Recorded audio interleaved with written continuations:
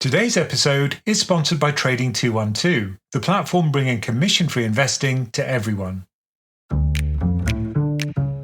Welcome to Many Happy Returns, where we aim to make you a better investor. I'm Romin. And I'm Michael. In recent days, global stock markets have plunged, wiping out nearly $10 trillion in market value. As the fallout from Trump's tariff bombshell spreads, investors are left to wonder, how much worse could the sell-off get? I want to know how the crisis could end and what we should do with our portfolios in the meantime. And in today's dumb question of the week, what is the Fed put and is it dead? All right, let's get into it. So we're recording this on Tuesday morning, just before markets open. And it's fair to say the week started with a bit of a nerve-wracking day yesterday, I think, for UK investors who tried to log onto their investment platforms and invariably were met with error. You can't log in. You can't see your balance. Maybe it's zero. Who knows? So I think the start of the tax year coinciding with the mini market crash was not helpful. Now, can you imagine if you were working for one of these platforms? It would have been an absolute nightmare. But you don't look at your portfolio every day, do you, Romin?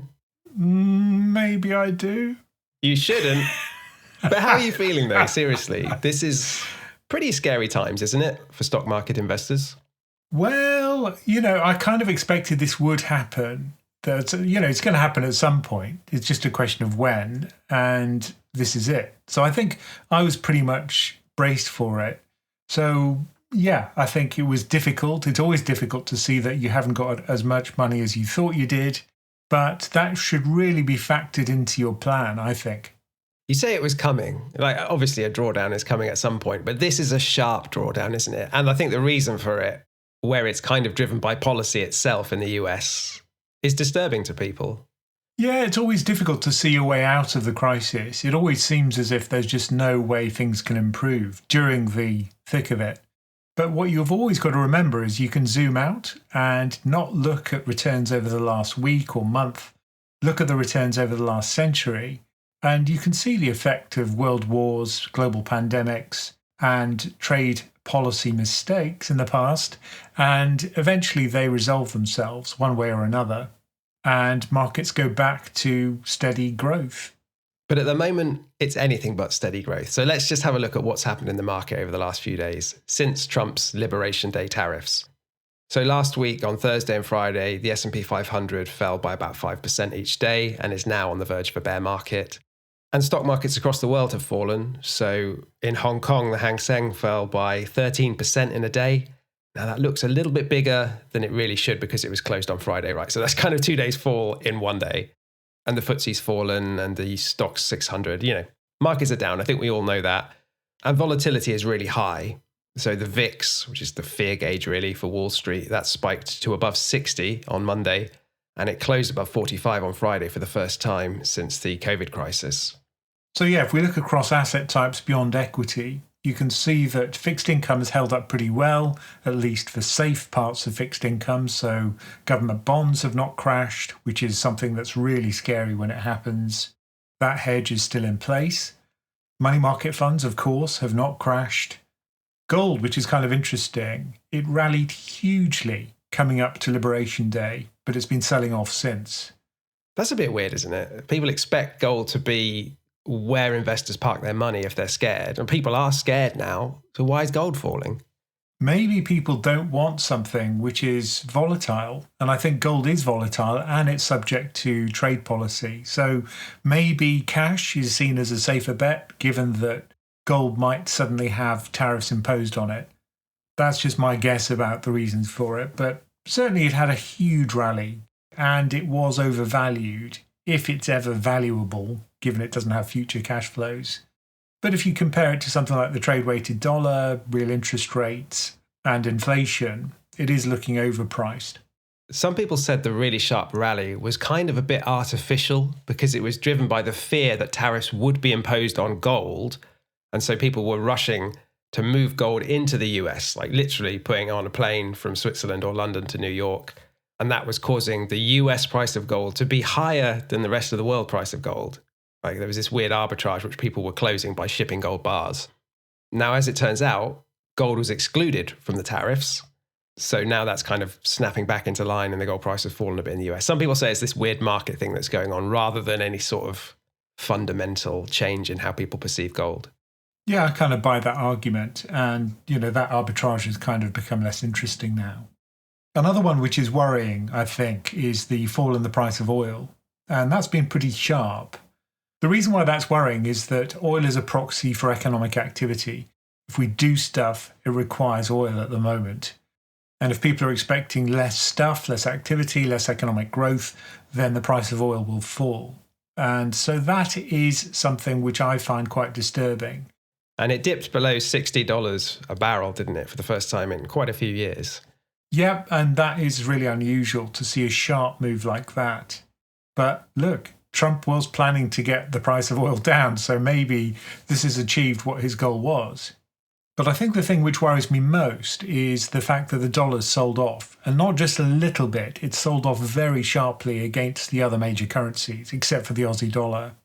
So a 4% fall since its inauguration against other major currencies for many of those currency pairs. Now, usually what happens is when people are scared, they flock to the dollar, and that usually is a good thing for UK investors because it means that our US investments increase in value, so it softens the blow. Well, not this time. We lost on the currency, we lost on the fall in US equity. But more broadly, the dollar lost its safe haven status. Now that's frightening. Now that's since the inauguration. After Liberation Day, which was April the 2nd, what we've actually seen is that the dollar strengthened versus sterling, because sterling is still seen as more risky than the dollar. Again, not great, but good for UK investors. But versus the euro, it weakened. You know the thing I thought you would be most worried about, Roman, was the sharp fall in the price of copper? yeah, my copper miner portfolio has fallen off a cliff, so I might put some more money into that because I still think that's a good long-term play. But in terms of that market crash shopping list, I've got an embarrassment of riches right now. Yeah, if you're shopping in the equity market and you believe it's going to rebound, there's discounts everywhere. To me, a falling copper price would suggest people aren't expecting a massive build-out of infrastructure and a reshoring of manufacturing into the US.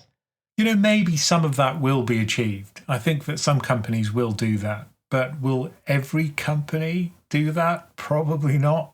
I just don't see how you can, right? Imagine you're a CEO of a huge company with manufacturing operations in Asia, say, and you're thinking, okay, we've got crazy tariffs now. Maybe the US is my biggest sales market. And I'm facing, 30% tariffs out of Vietnam or China or wherever. Okay, instinctively, yeah, maybe I should start opening up a factory in the US. But then wages are going to be higher. Energy costs are probably higher. We've got to have all that capital to actually build the factory, by which time policy could have changed. And even if we do all that, maybe the price isn't going to be cheaper than just paying the tariffs because of those higher costs. So is anyone going to really make long-term investment decisions about where they locate their plants based on this kind of temper tantrum around tariffs? Let me just note that since that announcement, Apple's price has fallen by 19%. Yeah, because they have most of their manufacturing capacity in China, with a little bit in India and Vietnam as well, I believe. There's a huge incentive here for these companies, which are massive importers into the US, to try and game the customs system somehow.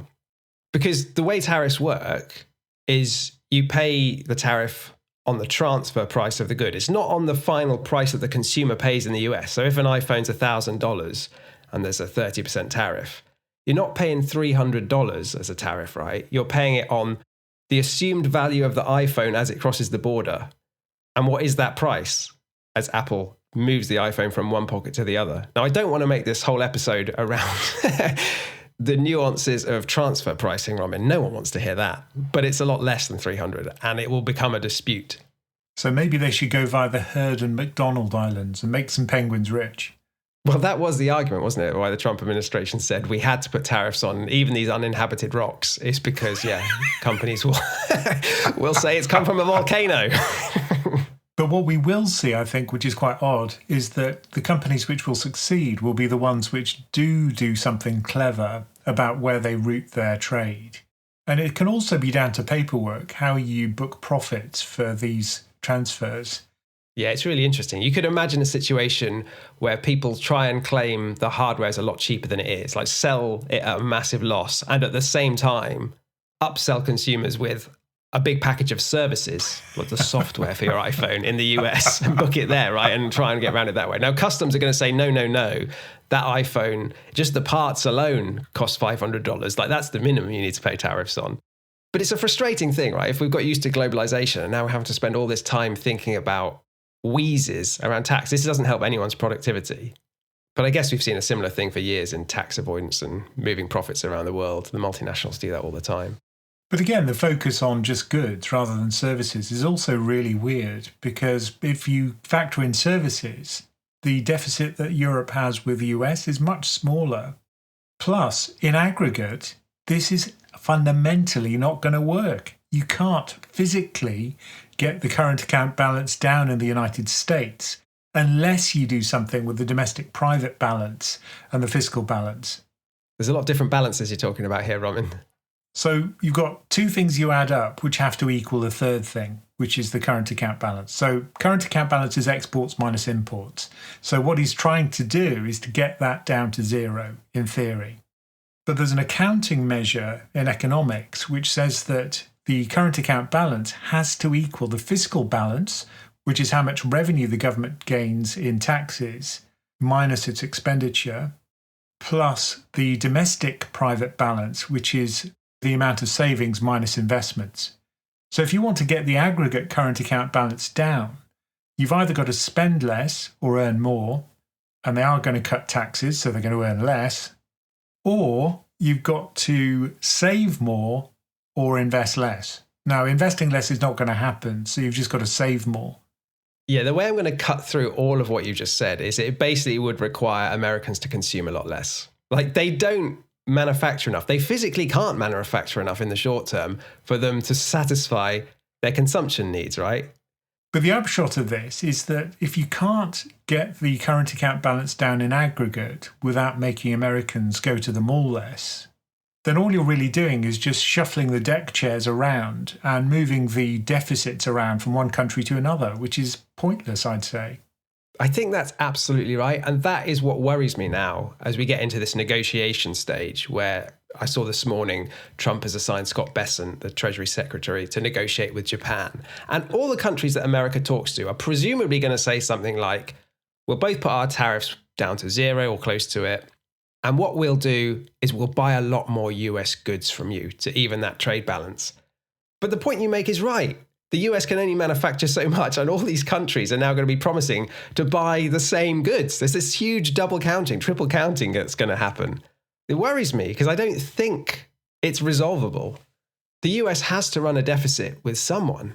Or in aggregate, somehow shift US consumer behaviour in a massive way, which is not going to happen. Not in the short term, no. And don't get me started on that equation. That really riled me. And just putting a couple of Greek numbers in there just to make the ridiculousness look more palatable. I think that was just dreadful. Yeah, the whole Liberation Day announcement, and it annoys me we're just calling it Liberation Day now as if that is the official word, but I guess it is. Anyway, that whole announcement to me had like three things about it, which long term are terrible. Firstly, obviously, the tariffs were huge and much higher than anyone expected. That's bad for trade, that's bad for growth, that's bad for inflation in the US. Secondly, as you said, the justification and the calculation they used to calculate the sort of level of unfairness in the trade system was nonsensical. Rather than add up tariffs and non-tariff barriers and unfair taxes and try and look genuinely at what unfair treatment US companies are facing abroad on a country-by-country basis, they did none of that. They just said, what's the trade deficit? And thirdly, and I think most worryingly long-term, is that they just lied about it. They pretended that they'd done detailed sums and this was a considered process, which of course it wasn't. If you read all the news stories about it, they were still debating what the tariffs were going to be the day before. So when the US administration, which is the bedrock of the financial system, the consumer of last resort, and underpins trade and security around the world, controls the dollar, when that administration is just lying to everyone, and everyone knows it's lying and we're just going along with it, that's surely a huge concern. And look, you can gaslight your constituents in your country. You can gaslight some of the media, but you can't gaslight markets. And I think the sell-off that we've seen just demonstrates that. Ultimately, we're going to see hard data coming out of the US, which shows weakening growth, maybe higher unemployment, higher inflation. So at a certain point, I think there's going to be huge pushback. Clearly from Wall Street, we're already starting to see it. In Jamie Dimon's letter to shareholders, he's started to call out some of the madness that we're seeing right now. So in a section called "We're Not in Kansas Anymore, Economy, Inflation, Interest Rates, Asset Prices, Trade Wars, oh my!" He says, whatever you think of the legitimate reasons for the newly announced tariffs, and of course there are some, or the long-term effect, good or bad, there are likely to be important short-term effects. As for the short term, we're likely to see inflationary outcomes, not only on imported goods, but on domestic prices, as input costs rise and demand increases on domestic products. And then whether or not the menu of tariffs causes a recession remains in question, but it will slow down growth. And I guess as investors, we know that a recession is bad, obviously. But maybe the key question is, how bad is it for corporate margins and for corporate profits? Because that is presumably what matters to the stock market, at least to the fundamentals. That's right. And I think that's what people have to focus on. Stocks have sold off because this is going to have a negative effect on corporate earnings. Now, it takes a while for these things to filter through. Companies report quarterly, and as of last week, the bottom-up forecast, which we get from FactSet for the quarterly earnings growth, was 6.7%, and that's for Q1 of 2025. Now, if we get a recession, it doesn't always mean an earnings recession, but it's pretty likely that that's going to get downgraded significantly if we stick with the tariffs. And isn't it the case that even if the US doesn't fall into an actual recession, like a GDP contraction, that the tariffs could cause an earnings recession because you've got this extra cost now, a significant extra cost on importers, which presumably companies are going to have to eat at least some of that. I doubt they'll be able to push the full increase onto consumers. Plus, there's the fact that there's going to be a reduction in exports, which would also go hand in hand with the counter tariffs, which ultimately reduces growth, it increases unemployment. That's the real chilling effect of things like tariffs that we've seen in the past. But this is all unknown, right? We don't know what the effect on profits is going to be. So where we are right now, based on those earnings growth assumptions that predated Liberation Day, what do valuations look like for the US stock market? So the forecast earnings this week for the S&P 500 is $278, and that, based on Friday's close, would put us at 18.2 times forward earnings. Now, that is the 10-year average multiple. So you could say that we're at a fair price, but of course, earnings will get downgraded. It's very likely that's going to happen. So, yeah, not as expensive as we were, but still not cheap, I'd say. Yeah, I was looking at the PensionCraft tracker around the S&P 500 valuation, and I was looking at it, I was thinking, I don't know how relevant the forward price to earnings ratio is right now, because that E, the earnings, is clearly overinflated. Now, I asked you a question, Roman, on the PensionCraft community a couple of days ago. I said, imagine earnings growth was minus 10%, which is a mild earnings recession, or moderate earnings recession, and the forward price to earnings ratio fell to the 60-year average, which is around 16 times, yeah? I said, how far would the S&P 500 have to fall from where we are today to meet those criteria of a earnings recession and the multiple at the long-term average? Now, you didn't respond quickly, so I had to do the sums myself, which I was pretty annoyed about. But I managed to work it out to being a 33% fall from where we are today. Now, I'm not saying that situation is necessarily likely, but it's plausible, isn't it? It's possible, certainly. And that's assuming we don't get a huge derating. Now, the derating is when the price to earnings multiple falls because people are scared. And what often happens in these sell-offs is that you do get a big derating and people overshoot. So instead of having an 18 times multiple, you go to a 15 times multiple or 13 times multiple, depending on how little risk appetite there is. But I think valuations are always useful because what they tell you is, based on fundamentals, roughly where will we be? And at the moment, there still isn't huge support, I don't think, from earnings. It's not the case that the US market is a screaming buy. But I do have to say that I have started drip feeding back into equity because I moved one of my pensions and now I've started my 12-month drip feed. In fact, I started today. Why are you drip feeding? You just moved your pension. That's not an excuse to stay out of the market. But it was in cash, so I was just waiting to kind of drip feed it back into equity. But it was in cash because of an accident of history, which was you moving your pension. It's better to be lucky than smart, remember? That is fortuitous timing. Insider information? If only. No, I was just lucky. Today's episode is sponsored by Trading 212, the platform bringing commission-free investing to everyone. Trading 212 Stocks and Shares ISA is the cheapest way to invest, with zero commission and the lowest FX fees I could find on the market.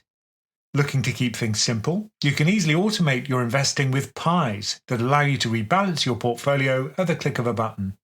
Customers with Invest accounts can also benefit from the Trading 212 card, which has no FX fees, true interbank rates, and offers 0.5% cash back on all transactions up to £20 per month.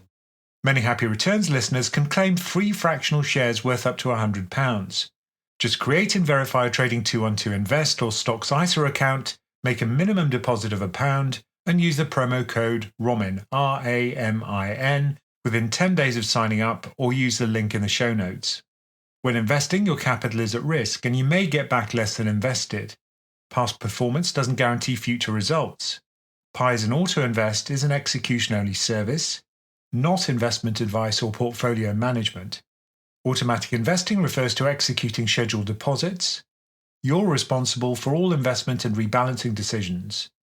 Free shares can be fractional. 212 cards are issued by Paynetics, which provide all payment services. Trading 212 provides customer support and user interface. Terms and fees apply. But it seems to me that even now, with this sharp sell-off and unprecedented trade uncertainty, the market is really looking for any excuse to rally. So as we record this, yesterday on Monday was just an incredible day of volatility on the markets. So let's look at the Nasdaq. It opened down 4.5%, a big drop at the bell. Then there was this rumor that started spreading that the Trump administration was going to pause its tariffs for 90 days. And immediately, the Nasdaq surged almost 10%, 9.4% from where it was. And then the White House issued a statement saying, well, this is nonsense, we're not delaying our tariffs. And then the Nasdaq fell 6.2%. And that was all in less than an hour, within the first hour of trading. And in the end, it ended the day basically flat. These are incredible intraday moves, aren't they? Yeah, but this is exactly what you'd expect during one of these periods of new information entering the market. This is the way the market digests it. It's by price movement. So this is the equivalent of a rumbling tummy when it comes to markets digesting information. But just a rumour that there might be a pause on tariffs sent the market up 10%. To me, that says the market is desperate, right? It really is just wanting to rally again if Trump backs off. But is there an off-ramp here? He's not the kind of person to say, sorry, I got it wrong, is he? No, at this point, he's going to double down. That's just the way he is, which is that you don't back down, you stick with it. He's completely committed his credibility to these tariffs. It is his favourite word. Yeah, unfortunately it is. He's been on about this since the 1980s, I think at the time about Japan, which was the big exporter of the era. And with Trump, you can say a lot of his beliefs are not strongly held, right? He'll flip-flop depending on which way the wind's blowing. But tariffs is not one of those things. He's always and consistently been very in favour of high tariffs. So I think the best outcome from this point onwards would be that they'd have something more intelligent than this crazy formula for bilateral tariffs. Or at least be clear about what they want. What do they want in this negotiation they're presumably going to have with the rest of the world? But it has to be said, for his constituency in the Midwest, for example, these tariffs are still popular. They still see this as moving the pendulum back to US manufacturing, even though economists know this is an awful way of going about it. Yeah, just wait till inflation picks up. Then you'll see what happens to the approval ratings. But there is dissent emerging, even amongst the sort of Trump cabal. So Elon Musk on Twitter has been openly speaking out against tariffs, saying there should be zero tariff trade between Europe and America. Bill Ackman, who is one of Wall Street's biggest backers of Trump, has said we're risking an economic nuclear winter that would destroy confidence in our country as a trading partner. Do you think these billionaire backers and Wall Street and the tech giants are finally starting to realize that, Trump's unpredictable and we probably can't control what he does? Yeah, ultimately, I think that these companies will always act in their own interests. And if those interests are not being met by the current politicians, they will push back. And that's starting already. I mean, kind of starting, right? Bill Ackman's quite outspoken, but then he's still a Trump supporter. But then I'm surprised we haven't seen anyone really stand up in the US business community and say, this is a disaster for our business.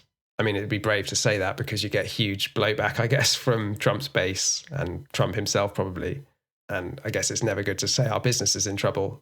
But you know what I mean? It's not like Tim Cook of Apple is standing up and saying, you're going to kill Apple here. But that will happen. You know, it's their responsibility as someone who runs the company to act in the interests of the shareholders. And if it is the case that tariffs are badly damaging the business, then it's their duty to step up and stop it happening if they can. I think the position most companies in America are taking is that shareholders' best interests are served by quiet behind-the-scenes lobbying, not going on CNBC and speaking out against the administration. But that pushback's going to happen, no question. In fact, it's probably already happening. I mean, we are starting to see some dissent in the Senate among Republicans. Even someone like Ted Cruz, who's a big Trump supporter, has said that a tit-for-tat trade war is a terrible outcome. There's this talk of passing a bill where Congress takes control of tariff policy. And really, under the US Constitution, it is a congressional responsibility. This is not an executive decision, which is why Trump has to say it's a national emergency. And that's the justification for acting. So in terms of an off-ramp, Trump presumably has to be able to present a win to the American people. Like, I've got Japan to drop some barriers and buy more stuff. I've got the EU to do the same. That's the way he might get out of it. Or he'll be stopped, right? Either by Congress, seems unlikely, or by the courts, maybe? Yeah, a lot of these changes, there's a question of whether they are legal, and there will be pushback. Trump, for example, used the International Emergency Economic Powers Act, EPA, and something called Section 232 powers, Section 301 powers, which may get pushback, and that would come from Congress. Because ultimately, the thing to remember is that Congress is the boss, not the president. There will be these checks and balances. I think Congress has abdicated its responsibility, though. Don't see it standing up to Trump, unless you got some sort of massive depression or something. Well, not for now, but once the economic data comes in, and remember, we are still just 3 months into this presidency, and this is early days, and there will be consequences, and they will not be pretty. So once that really starts to happen, I think there's going to be a real problem for the administration unless they amend the blanket policies which they've got in place already. I can't believe we're only 3 months in. Like, if I didn't have to do this podcast, Robin, I would stop looking at the news and go and live in a little hut in the woods. I think it's getting too much for me. Every time I go on like the Financial Times or something, I'm thinking, surely now we're just going to see America's come to its senses, right? And they've gone, sorry guys, just joking, right? We love free trade in the world order. Oh, well, you're a dad now, so you couldn't live in a hut in the woods any longer. Your daughters wouldn't like it, and your wife wouldn't like it. They'd love it in the mud, rolling around like little piglets. All right, just before we wrap up, there's 3 things I want to ask you, Roman. Inflation. Everyone thinks this is going to pick up in the US at least, because tariffs are inflationary. But is that going to be transitory? I saw Jerome Powell inadvisedly use the word transitory again. I've seen the government use it. So clearly they think this is just a little bit of temporary pain, a hiccup to glorious riches in the future. I think that's very unlikely. Every economist at investment banks is forecasting higher inflation and weaker growth. Certainly they're forecasting a higher price level, right? If these chunky tariffs come in and sustain for a little while, then yeah, prices are going to go up to compensate for that. But then they won't keep going up necessarily from there, because the tariffs are baked in at that point. It's just whether you get these second order effects seems to be the question. And those are much more difficult to forecast. So no question about tariffs increasing inflation in the short term. But because inflation's a 1-year basket, eventually that rolls out. Then the effects are weaker demand for US products and slower growth. Okay, just 2 more questions. With a sharp market sell-off and very high volatility, Is there any danger of a financial crisis here? I think the answer to that's yes. The reason being that when you have a big shakeout in markets, if there are pockets of leverage or bad behavior, they often come to light, and that can cause huge crises. If there's dodgy accounting at some company which doesn't work anymore, which becomes apparent, if there were hugely leveraged positions which have to be unwound, again, that can create a kind of domino effect of further sell-offs. So I think there are still problems that could become apparent from this point on. And it always seems we never quite know until it's too late. Like in 2008, it was European banks holding mortgage debt from America, which, you think is a liquid, safe market. Wasn't. In the Liz Truss debacle, somehow our pension funds blew up the gilt market, which is like the safest kind of borrowing in the UK. So sometimes these markets, you think, well, let's not even think about that. That's safe, until it isn't. But what should we look out for here? What would be the canary in the coal mine around things getting worse in terms of the financial plumbing? As always, things to do with leverage are problematic. So if there are any leverage things which become unwound, this could cause secondary problems. I'm thinking here about hedge funds. If you read the financial stability reports that came out of the Fed, then you'll know that this is something they've been warning about for a while. High leverage amongst hedge funds, and they get margin called. And they have been margin called recently due to these very sharp sell-offs.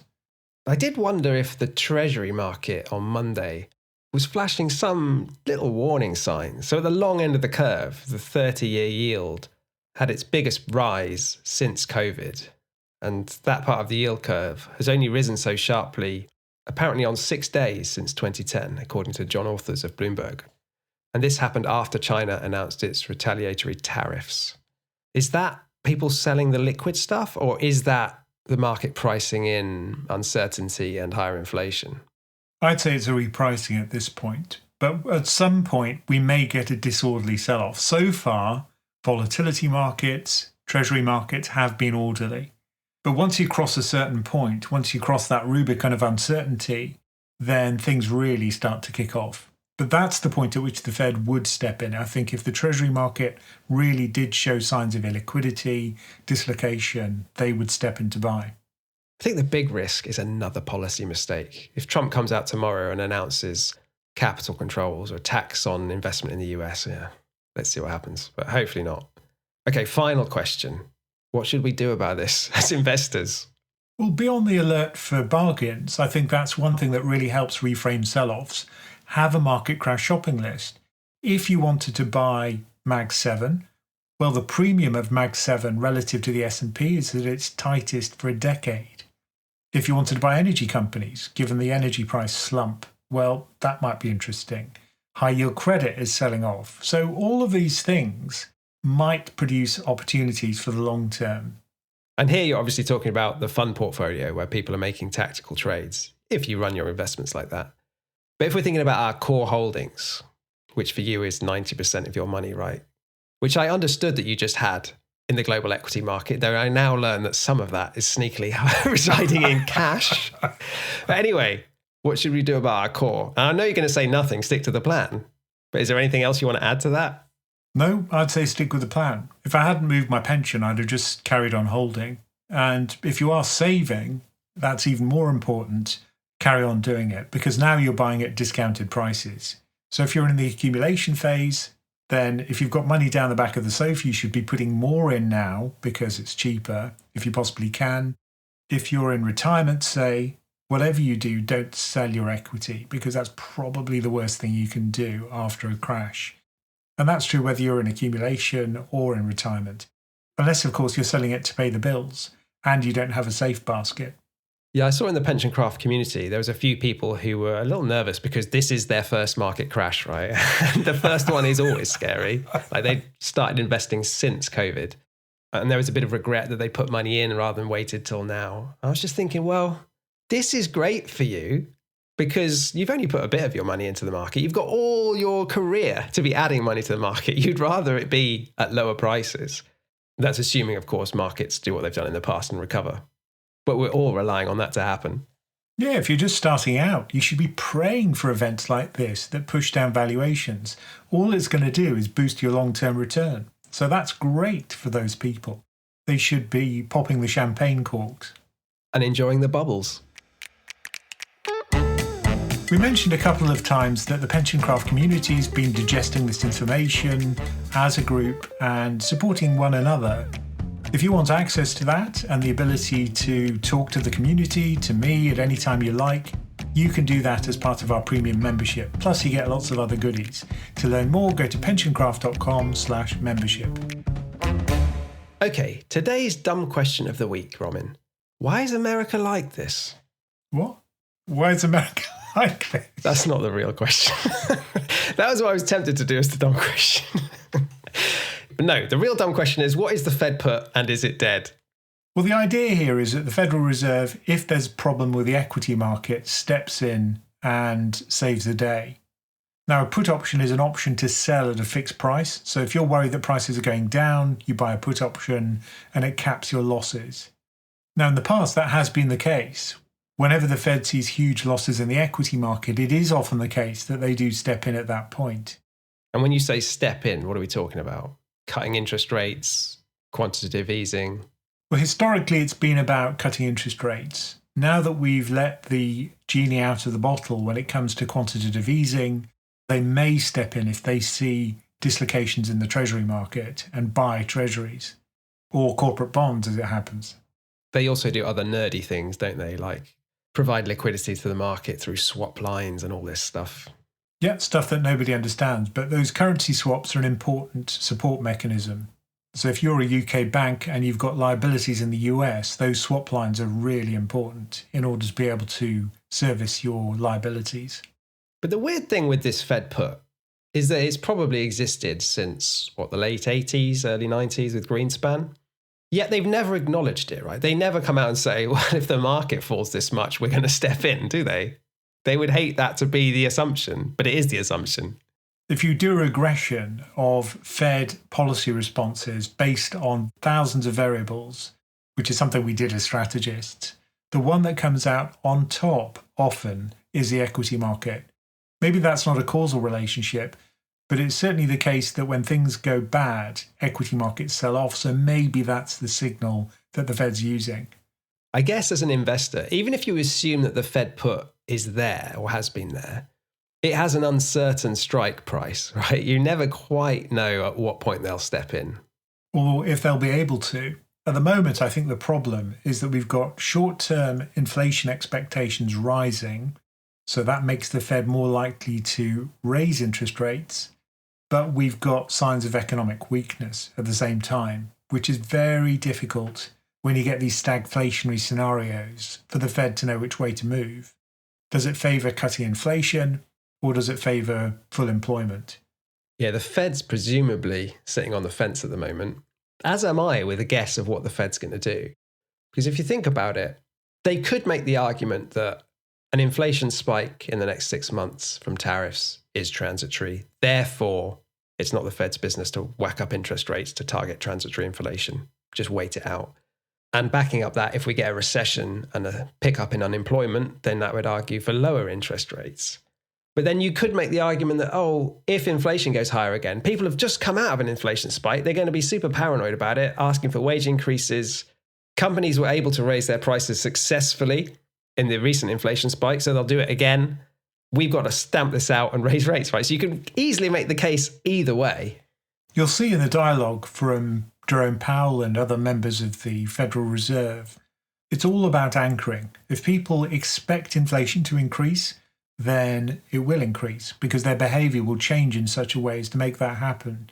So the really key thing is they look at these surveys of expectations for businesses, consumers. They look at the five-year inflation rate in the market.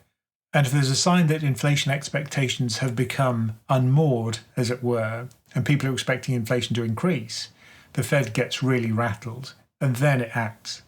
But at the moment, I don't think that's the case. So I think we've covered what the Fed put is, or at least was, but does it still exist? People have said it's dead. But is that because they don't want to step in anymore or they can't? I think can't is the worry. That they're worried about what's going to happen to inflation as a result of tariffs and whether it becomes sticky. But will the Fed step in if they see dislocation in markets? You bet they will. So in that sense, there's a put in the treasury market, I'd say. For equities, it's not so clear. Thank you for joining us for Many Happy Returns. Keep sending us your questions, no matter how dumb, at mhr@pensioncraft.com. And do remember to check out pensioncraft.com for all the information about our membership, courses, and investment coaching options. Many Happy Returns is a PensionCraft production, co-hosted and executive produced by Roman Nakiza and Michael Pugh. This podcast is for informational and entertainment purposes and is not financial advice. We do not provide recommendations or endorse any decision to buy, sell, or hold any security. We cannot be held responsible for any actions listeners may take, and investors are encouraged to seek independent financial advice.